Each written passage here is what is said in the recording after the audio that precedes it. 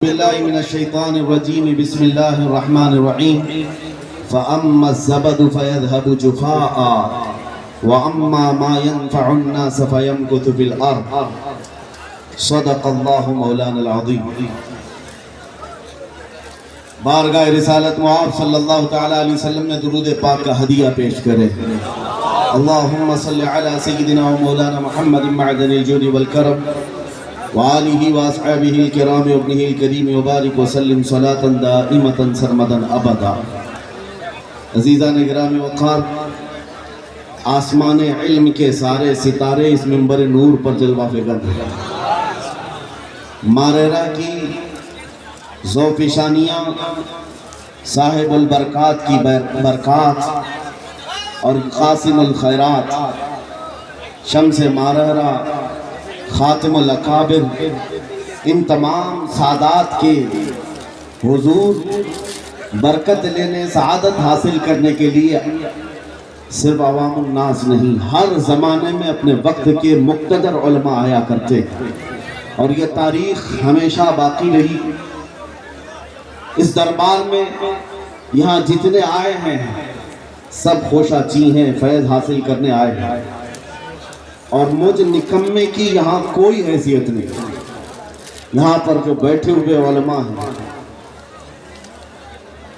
ایسے عظیم علماء ہیں کہ جن کے سامنے آج بھی ہماری زبان کھلتی نہیں ہے یہ اور بات ہے کہ منبر پر ہمیں کھڑا کر دیا جاتا ہے اور ان بزرگوں کی طرف سے جو چارج کیا جاتا ہے اور مخلوق کے خدا کے سامنے ہمیں زبان کھولنے کی اجازت دی گئی یا حکم دیا گیا یہ سب انہی کی برکات ہے میرے عزیزوں یہاں پر جو بیٹھے ہوئے ہیں علماء ذوی احترام ان میں سے ایک ایک اپنے وقت کا عبقری ہے مرکز علم و فن جامعہ اشرفیہ مبارک پور کے جید علماء یہاں پر موجود ہیں بس اتنی بات عرض کروں گا نہ پوچھ ان خرقہ پوشوں کو ارادت ہو تو دیکھ ان کو یہ دے بیضہ لیے بیٹھے ہیں اپنی آستینوں میں مختصراً آپ کے سامنے کچھ پیغام ماررہ کا اس منبر نور کا عرض کروں کیونکہ یہاں پر لفظی نہیں چلتی یہاں پر ہوائی جملے نہیں چلتے قرآن کی ایک آیت میں نے تلاوت کی رب تعالیٰ فرماتا ہے جو جھاگ ہے وہ اڑ کر چلا جائے گا فَأَمَّا الزَّبَدُ فَيَذْهَبُ جُفَاءً جو جھاگ ہے وہ اڑ کر چلا جائے گا وَأَمَّا مَا يَنْفَعُ النَّاسِ فَيَمْكُثُ فِي الْأَرْضِ اور جو لوگوں کو نفع دیتا ہے وہ زمین میں برقرار رہتا ہے نفع دینے کا کام یہ اولیاء کا مسلک ہے یہی اولیاء کا مذہب ہے کسی اور کے لیے خطرہ بننا کسی اور کے لیے آڑ بننا یہ اولیاء کا مسلک رہا ہی نہیں میرے عزیزوں حضرت جنید بغدادی رضی اللہ تعالیٰ عنہ کے متعلق ایک بات ملتی ہے آپ کسی ندی کے کنارے تھے یا چلے جا رہے تھے پانی میں ایک بچھو کو ڈوبتے ہوئے آپ نے دیکھا بچھو پانی میں تیر نہیں سکتا تھا اس کو اٹھایا آپ نے اور اٹھا کر کے باہر ڈالنے کی کوشش کر رہے تھے بچھو نے ڈنک مارا اور بچھو کا ڈنک کوئی آسان کام نہیں ہے سہ لینا آپ نے ہاتھ جھٹک دیا وہ بچھو دوبارہ پانی میں گرا پھر آپ نے اٹھایا اس کو پھر اٹھا کر باہر کر رہے تھے دوبارہ ڈنک مارا آپ کا مرید آپ کے ساتھ تھا تیسری مرتبہ آپ نے پھر سے اس کو اٹھایا اور نکال کر باہر پھینک دیا 2 مرتبہ ڈنک بھی مارا ہے مرید نے کہا حضور جب یہ موذی جانور ڈنک مار رہا ہے آپ بار بار اس کو نکال رہے ہیں جنید بغدادی نے فرمایا بچھو کی فطرت ہے ڈنک مارنا وہ اپنی فطرت پر عمل کر رہا ہے اور میری فطرت ہے مدد کرنا میں اپنی فطرت پر عمل کر رہا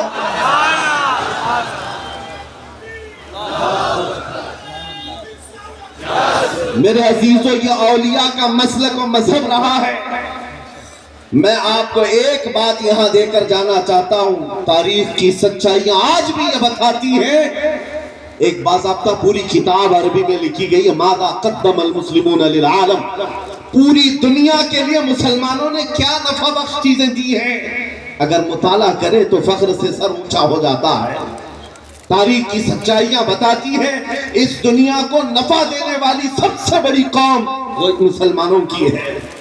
وہ علماء ذوی احترام ہیں جنہوں نے پوری دنیا کو علوم و فنون سے آشنا کروایا ہے۔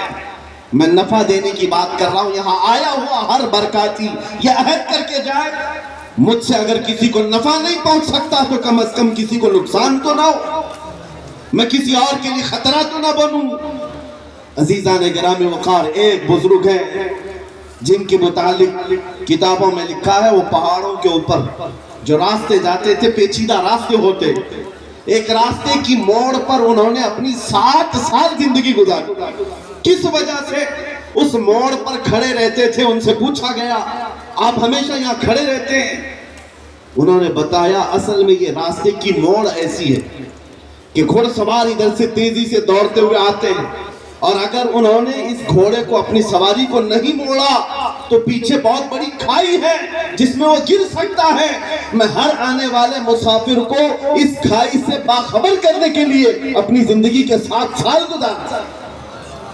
نفع دینا یہ اولیاء کا مسلک ہے، اور انسانوں کو نفع دینے والا زمین میں برقرار رہتا ہے۔ جن اولیاء کے عرص میں ہم آئے ہیں یہ اپنے پیٹ بھرنے والے لوگ نہیں تھے، یہ اپنے گھر بنانے والے، آشیانے بنانے والے نہیں تھے، انہوں نے مخلوق خدا کی خدمت کی ہے، انہیں نفع پہنچایا ہے، اس لیے ان کو اللہ نے زمین پر برقرار رکھا۔ آج حالات جس طرح سے ہم دیکھ رہے ہیں، ہر کوئی بھاگنا چاہتا ہے، کام چوری، کسی کو کچھ کرنا نہیں ہے۔ میں پڑھ رہا تھا، آپ کے سامنے ایک پیغام دینا چاہتا تھا۔ تاریخ اسلام کے اوراق پلٹتے ہوئے جب ہم نے دیکھا، پہلی صدی سے لے کر تقریباً 7ویں صدی ہجری تک علماء کے وہ روشن چہرے تاریخ میں ہیں جس کو ظالم آج جان بوجھ کر کے مٹانے کی کوشش کرتے ہیں۔ آپ کو پتا ہے دنیا کو سب سے پہلے ٹیلیسکوپ دینے والا کون ہے؟ ابراہیم بن جندب، ابو اسحاق ابراہیم بن جندب، جس نے ٹیلیسکوپ بنایا تھا، اور سب سے پہلے دنیا کی پیمائش کرنے والا۔ ایک حیرت کی بات میں آپ کو بتاؤں، یہ جو ورلڈ کا جس کو آج کہا جاتا ہے سرکمفرنس، یعنی پیمائش پوری کرۂ ارضی کی ناپنے کے لیے، ابو العباس فرغانی، مامون رشید کے زمانے کا ایک ایسا عالم جس نے ایک آلہ بنایا اور بادشاہ وقت سے کہا میں پوری روئے زمین کی پیمائش کو اندازہ لگا کر کے بتانا چاہتا ہوں۔ یہ اس دور کی بات کر رہا ہوں، آج سے 1200 سال پہلے، 1200 سال پہلے۔ اور خلیفہ وقت نے اس کو سارے انتظامات کیے، کوفہ کا ایک میدان منتخب کیا گیا، کوفہ کا ایک صحرائی میدان تھا، اس میں جا کر اس نے آلے نصب کیے، اور اس کے بعد قطب نما جو تارہ ہوتا تھا اس تک اس نے پیمائش کیا۔ میں مختصر آپ کو بتا رہا ہوں، ابو العباس فرغانی نے آج سے 1200 سال پہلے یہ لکھ کر کے بتایا تھا کرۂ ارضی کی پیمائش میں نے کیا ہے، تقریباً پورا میں نے ناپ کر دیکھا 25,009 میل، یہ پورے کرۂ ارضی کی پیمائش ہے اس زمانے میں۔ اور آج میں بتاتا ہوں ٹیکنالوجی اتنی ہائی ہو چکی ہے، سارے آلے آ چکے، اسپیس میں جانے کے دعوے ہو چکے، اب جا کر ان سے پوچھو کرۂ ارضی کو آپ نے بھی ناپا ہوگا، اس دور کے جدید سائنسدانوں نے بھی دیکھا ہوگا، بتاؤ تمہاری کرۂ ارضی کی پیمائش کا نتیجہ کیا نکلتا ہے؟ آج کا سائنس کہتا ہے 24,958 میل۔ 1200 سال کے بعد نتیجے میں صرف 50 یا 60 میل کا فرق آتا ہے۔ میں یہ ایک مثال دے رہا ہوں آپ کو، یہ وہ علماء ذوی احترام تھے جنہوں نے اپنے وجود سے پوری کائنات کو نفع بخشا ہے۔ دنیا میں سب سے پہلے میڈیکل سائنس کو متعارف کرانے والا کون تھا؟ ابو بکر رازی، جس نے سرجری کو اور بچوں کے امراض کو لوگوں کے سامنے لا کر دکھایا۔ آج پتہ ہے آپ کو ابو بکر رازی کے بارے میں پیرس میں کانفرنس ہو رہی ہے اور لندن میں اس پر کتابیں لکھی جاتی ہیں۔ یہ کون ہے ابو بکر رازی؟ ابو بکر رازی کے متعلق فرمایا گیا، تاریخ اسلام کا مشہور عالم دین بغداد کا، آج ہاسپٹل بنانے کے لیے بھی ایک علم ابو بکر راضی کا ہے. حیرت ہوتی ہے اس زمانے میں خلیفہ وقت نے پوچھا ابو بکر راضی سے ہسپتال بنانا ہے کہاں بنایا جائے؟ کیا طریقہ اختیار کیا؟ کہا ایک جانور کو ذبح کر کے اس کے گوشت لائے گئے. کہا بغداد کے ہر محلے میں ایک لکڑی میں گوشت کا ٹکڑا باندھ کر کے رکھا گیا کھلی جگہ پر. کہا گیا کہ اس کو ہواؤں میں چھوڑ دو. 2 دن 3 دن گزر گئے. اس کے بعد ابو بکر راضی نے کہا ہر گوشت کو میں دیکھنا چاہتا ہوں. ہر محلے میں جو رکھا گیا سب کا تجزیہ کیا اور کہا جس میں سب سے کم سڑن تھی یا جو ابھی تک تر و تازہ تھا، ابو بکر راضی نے کہا یہاں پر ہسپتال بننا چاہیے، یہاں کی آب و ہوا مریض کے لیے اچھی. دنیا کو یہ علم دینے والا آج پورا یورپ ہماری کتابوں کو ترجمہ کرتے کرتے بہت آگے نکل گئے. مجھے آج افسوس اس بات کا ہے جس قوم کے عروج کا یہ حال تھا، اٹلی اور ڈنمارک کے بادشاہ اپنے بچوں کو اسپین بھیجتے تھے علماء اسلام کے پاس پڑھنے کے لیے. وہ خطوط آج بھی رکھے ہوئے ہیں، مخطوطے لائبریریوں میں موجود ہیں. بادشاہوں نے اپنے بچوں کو اسپین میں علماء اسلام کے پاس پڑھایا، اور جب بچے پڑھ کر کے آتے تھے یورپ کے گلیوں میں ان بچوں کو دیکھنے کے لیے بھیڑ لگ جاتی تھی کہ عربوں سے پڑھ کر کے آئے، اسلامی علماء سے پڑھ کر کے آئے. آج حیرت ہے کہ ننگے آتے ہیں انگریز، ان کو دیکھنے کے لیے بھیڑ لگتی ہے. یہ کیسی تاریخ بدل گئی. تمہارا قلم چلتا تھا، تمہارا علم سے شغف تھا، اور پوری دنیا پر تمہارا راج تھا. علم فلکیات، علم ارضیات، آسٹرونومی، بوٹانی، آسٹرولوجی، یہ سارے علوم پر علماء اسلام نے ہی سبقت کیا. جابر بن حیان، یہ وہ نام ہے جس کو آج بھی انگریز گیبر کہتے ہیں. کیمسٹری کا موجد، اس کو بابا آدم کہتے ہیں کیمسٹری کا. جابر بن حیان ایک ایسے گھر سے نکلا تھا اور اپنے آپ کو وقف کیا ہے. کیمسٹری کے علم میں آج جتنی کتابیں ملتی ہیں اس کا اصل جابر بن حیان کی لکھی ہوئی ہے. محمد بن موسیٰ الخوارزمی، جس کو آج بھی دنیا استعمال کیے بغیر نہیں رہ سکتی، جس کو الگورزم کہا جاتا ہے. چاہے وہ یوٹیوب ہو، فیس بک ہو، جتنے بھی آج انٹرنیٹ کی دنیا میں سوشل سائٹ چلائی جاتی ہے، اس میں بھی الگورزم کا استعمال کیا جاتا ہے. خوارزمی کو چھوڑ کر کے دنیا چل نہیں پاتی. ابو علی سینا کو چھوڑ کر ریاضی میتھمیٹکس کے فنڈے حل نہیں ہو پاتے. یہ سارے وہ فخر کے علامات میں آپ کے سامنے رکھ رہا ہوں میرے عزیزوں. لیکن افسوس اس بات کا ہے ہم نے اب تک دنیا کو کیا نفع دیا ہے. یہ ہمیں احتساب کی ضرورت ہے. میری زندگی 20 سال کی ہو گئی، ہر جوان سوچے میری زندگی 25 سال کی ہو گئی، میری زندگی 30 سال کی ہو گئی، میری اپنی ذات سے کس کو نفع پہنچا ہے یہ دیکھنا ضروری ہے. آپ کو پتا ہے کچھ شخصیات ایسی آئیں جنہوں نے اپنی ذات سے مخلوق خدا کو ایسا نفع پہنچایا کہ آج تک ان کے وہ کارنامے یاد کیے جاتے ہیں. آج آپ کے سامنے 2 چند مثالیں بھی اگر میں رکھوں، ایک بزرگ کا نام ہے حضرت سیدنا مسعود غازی بہرائچی رضی اللہ تعالیٰ، سلطان سالار مسعود غازی، جن کو سلطان الاولیاء کہتے ہیں. اولیاء کاملین میں بڑا مقام ہے.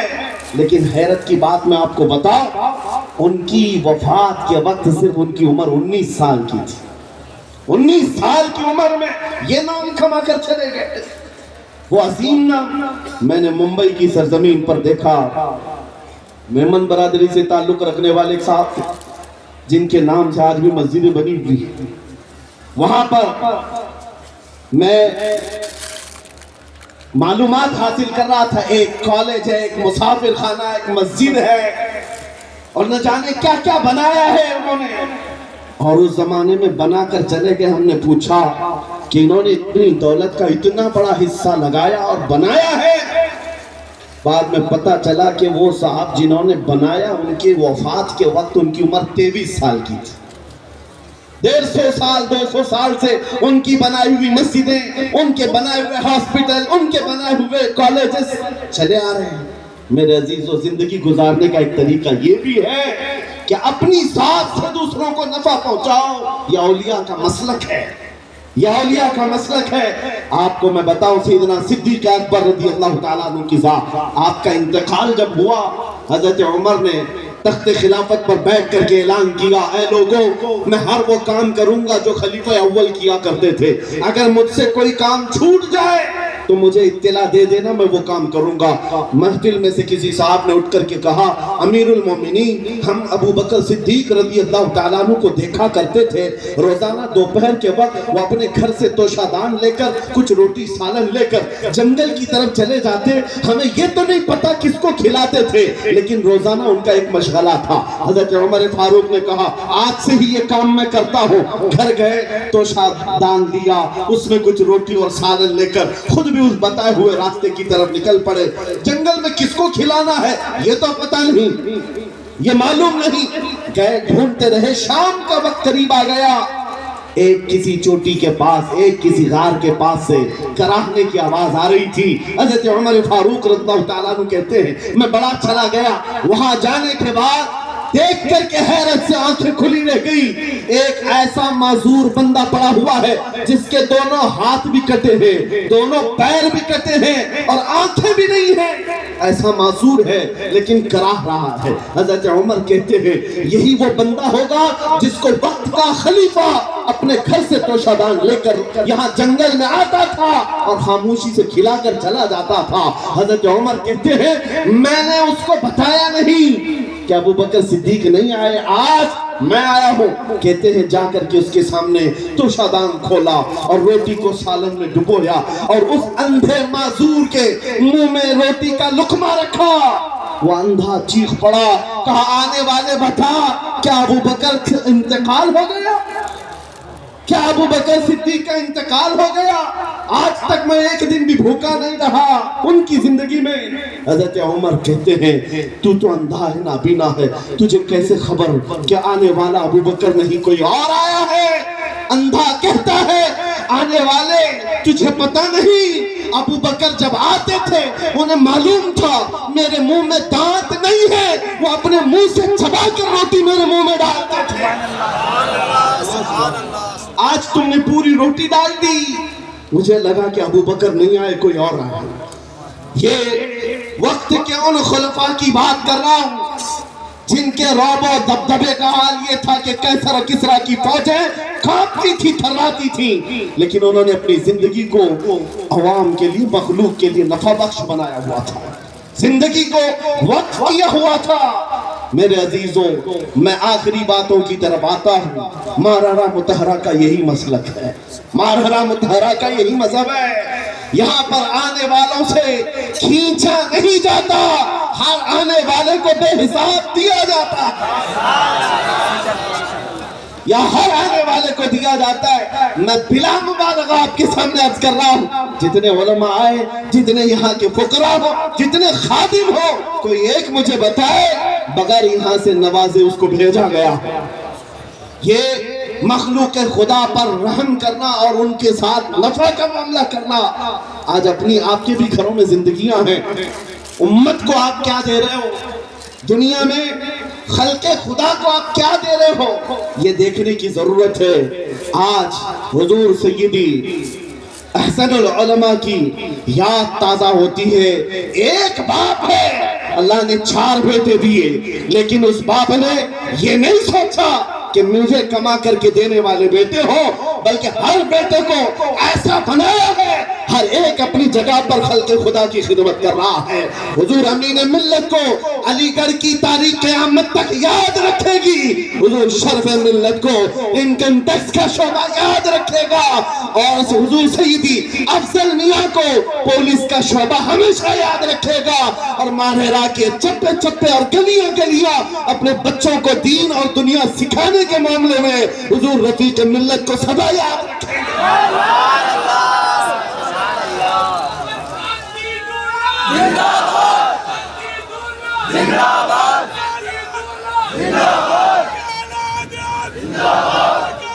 توجہ، وقت گزر جائے گا، بات یہ ہے ابھی اگر آپ کو لگتا ہے مارورا مطہرہ کا یہ مذہبین کا یہ مسلک خلق خدا کو نفع دینا، میں نے مثالوں میں کچھ چیزیں عرض کی تھی۔ دنیا میں خلیفہ ہارون رشید کا زمانہ، مامون رشید کا زمانہ، اور بھی متوکل باللہ، معتصم باللہ، یہ بنو عباس ایسے خلفاء آئے تھے جنہوں نے علماء کو تیار کیا تھا، سائنسدان بنائے تھے، اور دنیا کو نئے نئے علوم و فنون دیے تھے، میڈیکل دیا تھا، اور علم طب میں بڑی مہارتیں دی تھی۔ لیکن آپ کو میں بتاؤں، مارہرہ کی سرزمین پر اس مارہرہ نے خلق خدا کو، امت مصطفیٰ کو کیا دیا ہے؟ کتنے سائنسدان دیے، کتنے علم طب کا ماہرین دیے، کتنے نجومی دیے؟ میرے عزیزوں، سب کو جمع کرو، ایک ہی جواب آئے گا، مارہرہ نے سب ملا کر کے ایک امام احمد رضا جو وقت کا سائنسدان بھی ہے، علم طب کا ماہر بھی ہے، فلسفہ کا عالم ہے، منطق کا بھی عالم ہے، بلاغت و معنی کا بھی عالم ہے، حدیث و تفسیر کا بھی عالم ہے، سب ملا کر کے ایک احمد رضا کو دیا، خلق خدا کو دیا ہے۔ میرے عزیزوں، یہ ایک مثال ہے۔ مارہرہ مطہرہ نے صرف اعلیٰ حضرت نہیں دیا ہے، مارہرہ نے تاج الفحول بھی دیا ہے، مارہرہ نے سیف اللہ المسلول بھی دیا ہے، مارہرہ نے مفتی اعظم بھی دیا ہے۔ یہ چند وہ ستارے ہیں جن کا ذکر کیا، ورنہ ستاروں سے آگے جہاں اور بھی ہے۔ عزیزان گرامی وقار، اس عظیم البرکت اعلیٰ حضرت فاضل بریلوی رضی اللہ تعالیٰ عنہ کو جو خاندان مارہرہ آج بھی کہتا ہے، مارہرہ کی وہ کرامت ہے۔ آخری بات یہ ہے، اس عظیم المرتبت مجدد اہل سنت سے اگر کسی کو بغض ہے اور پھر وہ کہتا ہو کہ میں برکاتی ہوں، یہ جھوٹ ہے، اس لیے کہ مسلک اعلیٰ حضرت وہی ہے جو خاتم الاکابر کا مسلک ہے، جو شمس مارہرہ کا مسلک ہے، جو صاحب البرکات کا مسلک ہے۔ اس لیے کہ اعلیٰ حضرت اپنے پیٹ سے کوئی نئی چیز نہیں لائے تھے، جو لائے ہیں وہ اپنے اسلاف کا دین لائے ہیں۔ عزیزان گرامی وقار، اس امام اہل سنت فاضل بریلوی کی ایک چیز آپ کے سامنے رکھتا ہوں، کیونکہ سنی صرف یہ سمجھتے ہیں نعرہ لگانا چاہیے مسلک اعلیٰ حضرت کا، بس یہی کافی۔ پڑھو اعلیٰ حضرت کو، پتہ چلے گا کہ وہ علم کا کیسا دریا، وہ علم کا کیسا جبل شامخ ہے، جس کے بارے میں یہی سے یہ آواز اٹھی تھی۔ فتاوی رضویہ تو ایک کرامت ہے، ذرا ہدایت بخشش ہی پڑھ کے دکھلا دو۔ شرف ملت نے فرمایا تھا، مینار قصر رضا تو بلند کافی ہے، تم اس کے پہلے ہی زینے پہ چڑھ کے دکھلا دو۔ عزیزان گرامی، اعلیٰ حضرت کے پاس ایک شاگرد رہتے تھے، حضرت مولانا ظفر الدین بہاری رحمۃ اللہ علیہ، ان کے خاص شاگرد ہیں۔ یہ جب اپنے وطن گئے بہار، سنا ہوا ایک منشی صاحب رہتے تھے، ان کو علم العادات پر بڑا ناز تھا، اور وہ خانے بھرنے والا جو علم ہوا کرتا تھا، جیسے آج تعویذ بناتے ہیں، 4 ڈبے بناتے ہیں، اس میں لکھا جاتا ہے، وہ ایسا نہیں ہے کہ جدھر سے بھی کچھ بھی لکھ دیا جائے، اس کے طریقے ہیں۔ خانے بھرنے کا ایک علم ہے، اس کو بھرنے کے بعد جدھر سے بھی جوڑو گے ایک ہی نمبر آئے گا۔ وہ منشی صاحب جو بہار کے رہنے والے تھے، ان کو ناز تھا میں 16 طریقے سے بھرنا جانتا ہوں، 16 طریقے سے اس علم کا میں ماہر ہوں۔ اور جب کسی کو ایسے لوگوں کو علم آتا ہے تو سب سے پہلے وہ علماء کا امتحان لینے لگ جاتا ہے۔ جو بھی عالم ہے ان سے پوچھے، مولوی صاحب آپ کو کچھ آتا ہے، کھانے بھرنے کا علم آتا ہے؟ اب ضروری نہیں ہے کہ ہر عالم کو ہر علم آئے۔ اگر کوئی کہتا کہ نہیں صاحب مجھے نہیں معلوم، تو مذاق اڑاتے ہیں، ارے کیا پڑھا آپ نے، ہم کو تو 16 طریقے سے آتا ہے۔ ہر ایک عالم کا مذاق اڑاتے ہیں۔ کچھ دن ایسے آئے کہ بریلی سے مولانا ظفر الدین صاحب گئے، اور وہاں پتہ چلا کہ بریلی سے مولانا ظفر الدین صاحب آئے، منشی صاحب آگے کہا، مولوی صاحب آپ بریلی سے آئے، سنا ہے ہم کو یہ کھانے بھرنے کا علم 16 طریقے سے آتا ہے، ہم بھر سکتے ہیں ہر جگہ سے، آپ کو بھی کچھ آتا ہے، آپ نے بھی کچھ سیکھا ہے؟ حضرت مولانا ظفر الدین صاحب نے سر جھکایا اور کہا، ہاں فقیر کو بھی آتا ہے۔ کہا کتنے طریقے سے؟ کہا مجھے 200 طریقے سے آتا ہے۔ بم مار دیا سیدھے۔ وہ 17واں طریقہ کسی کو آج تک جاننے والا سمجھتے ہی نہیں تھے، کوئی مولوی ایسا نہیں جس کو 17 طریقے سے آتا ہو، اور یہ سیدھے 200 طریقے۔ تو منشی صاحب کہے کیا مذاق کر رہے ہیں مولوی صاحب، اٹھ کے چلے گئے، ہضم نہیں ہوئی بات، چلے گئے۔ مولانا ظفرالدین صاحب کہتے ہیں ہضم نہیں ہوئی بات منشی صاحب کو، رات بھر وہ کروٹ بدلتے رہے، یہ مولانا مجھے کیسا مذاق کیا، اب تک کوئی مولوی ملا نہیں تھا۔ اس کے بعد صبح کی نماز پڑھتے ہی بھاگتے ہوئے آئے مولانا ظفرالدین صاحب کو، مولوی صاحب سچ بولے تھے یا مذاق کیے تھے، پھر سے بولو۔ مولانا ظفرالدین صاحب کہتے ہیں رات بھر سویا نہیں آپ نے؟ کہا نہیں، نیند ہی نہیں آئی۔ کہتے ہیں مجھے بھی نیند نہیں آئی، مجھے معلوم تھا صبح آپ آئیں گے، اور وہاں پیپر پھیلا دیا اور کہا دیکھو 200 طریقے پورے بھر کر رکھا، یہ آپ کے مطالعے کے لیے ہے۔ منشی صاحب مطالعہ کرتے رہ گئے، ظہر ہو گئی، سب دیکھتے رہ گئے، اور اس کے بعد ان کے ہاتھ پیر کانپ رہے تھے۔ میں 17واں طریقہ کسی کو جاننے والا سمجھتا ہی نہیں تھا، 200 طریقہ آپ نے بھر کر دکھائے۔ مولوی صاحب یہ تو بتاؤ آپ کو 200 طریقے سکھائے کس نے سکھائے؟ کہا یہ سکھائے نہیں، میرے استاد امام اہل سنت احمد رضا خان فاضل بریلوی، جن کے پاس کھڑے ہو کر کے میں نے 200 طریقے سیکھ لیے۔ منشی صاحب نے کہا ان کو کتنا آتا ہے؟ 200 طریقے تو آپ نے دکھائے، ان کو کتنا آتا ہے؟